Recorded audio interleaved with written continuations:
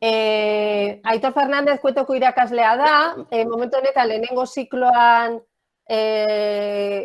dago, eta lehen hezkuntzako lehenengo zikloan, eta Telegram erabiltzen ari da, bai kanal komunikatibo bezala, familiekin, eta bere erabilera azalduko digu, zelan erabiltzen den eguneroko lanean, batez ere garai honetan, hori konfinamenduan gaudenetik, bai?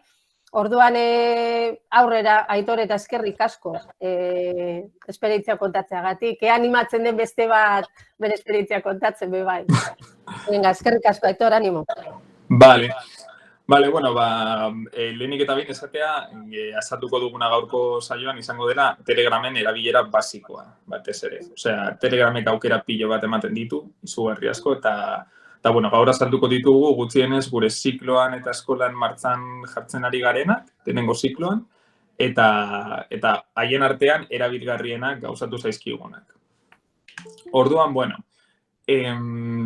hasteko non erabili aldugu Telegram aplikazioa.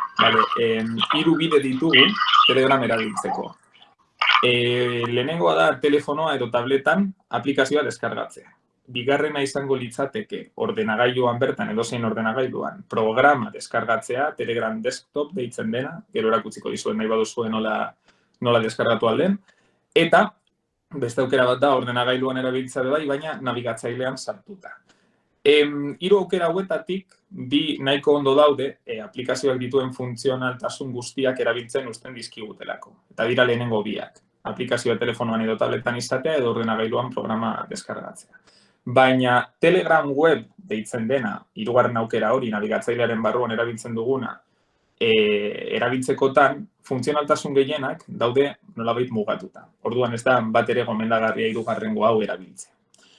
Lehenengo biei dagokienez, jarri ditut hortze ikusten duzue. Adibidez, telefonoa edo tabletaren abantailetako batzuk direla edozein momentutan erantzun aldugula. Ez da zertan abantai izan behar beti, baina bueno. Eta deiak egiteko aukera existitzen dela adibidez ere. Eta ordenagailuaren kasuan, niri asko gustatzen zait etxean orain telelana egiten gaudenean batez ere, teklatua erabiltzea idazteko. Asko arintzen duelako idazketa eta kontaktua.